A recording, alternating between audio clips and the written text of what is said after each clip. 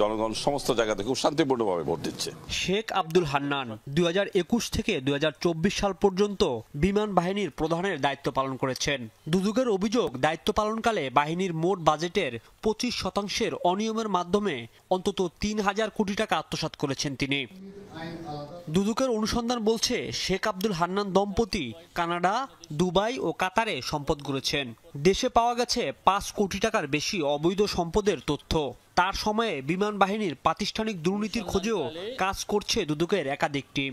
জনাব শেখ আব্দুল হান্নানের নামে কাতার, দুবাই সহ বিভিন্ন দেশে ব্যবসা প্রতিষ্ঠান ও অন্যান্য সম্পদ অর্জন এবং কানাডায় তার পোষ্যদের নামে বিপুল সম্পদ অর্জনের তথ্য পাওয়া গেছে।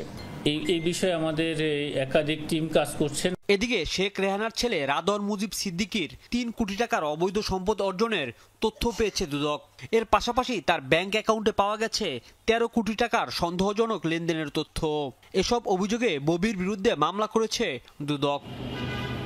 এদিন জনতা ব্যাংকের সাবেক চেয়ারম্যান আবুল বারাকাতকে 2 দিনের রিমান্ডের অংশ হিসাবে দুদকে জিজ্ঞাসাবাদ করা হয়েছে।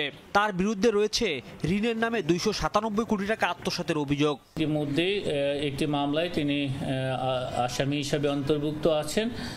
সেই মামলা সংক্রান্ত জিজ্ঞাসাবাদের জন্য এসে থাকতে পারেন। এটা আমাদের অনুসন্ধান বা তদন্তকারী কর্মকর্তাদের রুটিন কাজ। একই দিনে দুদক নিয়োগ দুর্নীতির অভিযোগে খুলনা কৃষি বিশ্ববিদ্যালয়ের সাবেক উপাচার্য শহীদুর রহমান খান সহ 17 জনের বিরুদ্ধে মামলাও করেছে।